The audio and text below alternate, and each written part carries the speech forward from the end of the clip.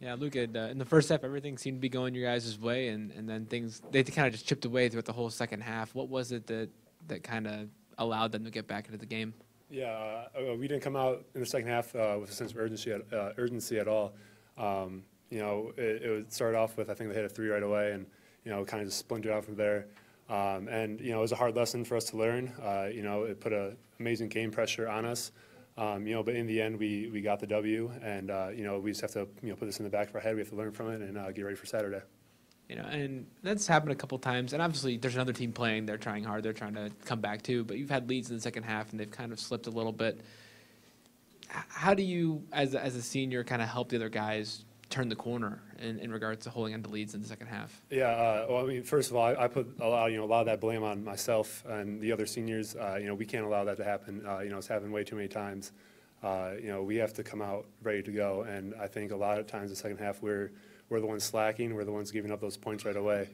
So it all starts with us, and if the younger guys and everyone else sees us, busting our butts right away, that's going to change the whole tempo of the game. One of the struggles for you sometimes has been staying on the floor due to foul trouble.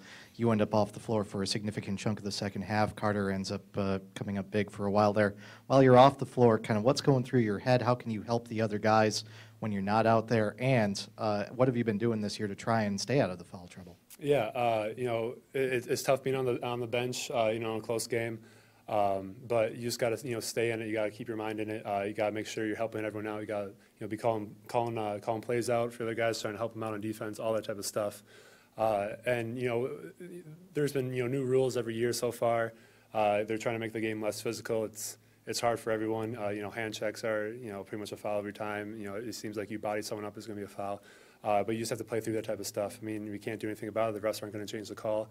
You just have to play smarter at that time. I've noticed this season you've been pretty strong on the offensive boards. You've been getting some pretty high quality looks there. Is that been something you've been working on lately? I think just been crashing the offensive boards at harder at this time. Working for position earlier on, and then trying to get the ball the highest point that it's at. There's never a good time to have kind of a second half like you had tonight, but between playing good game against Georgia where you guys were really up and got that win on the road, and then in getting ready for a team like Wisconsin, very quality opponent, is this kind of a good time maybe to have the guys get the message that they need to play the full 40 minutes? Yeah, absolutely. I think this is a really good learning point for us, a really good learning game for us. We were put in a tough situation. I think we were up by 2 with less than a minute left. They came back. They had a tremendous run. That's going to be a situation that we're in a lot this year. We play so many good teams throughout the year, and fittingly that we play a top 25 team on Saturday. So I think it's a really good experience game for us. Obviously, we would have liked to pull away like we did in the first half, but like I said before, we're going to learn from it and definitely come back ready for Saturday. Luke, Fresno State shot 8 of 23 on twos in the first half, 12 of 20 in the second. Was that something that they adjusted that worked? Was it the same shots, but they just went in the second half, like the same kind of shots? Could you give me some insight as to why the percentage increased? I think we slacked on defense a lot in the second half. We weren't very connected. We were either diving by balls, trying to get steals when we shouldn't have, instead of just playing our man straight up and making them shoot over us, making them take tough shots. I don't know how much you've watched Wisconsin this year, but how much do you relish the opportunity to go against guys like Ethan Happ and Nigel Hayes and all the type of front court guys that they have? It's a great opportunity for us. They've had the spotlight for the past couple of years. They're on the national headlines, all that stuff, and that's the position that we want to be in. And there's no better way to get in that position than to beat those guys and to take it from them. So.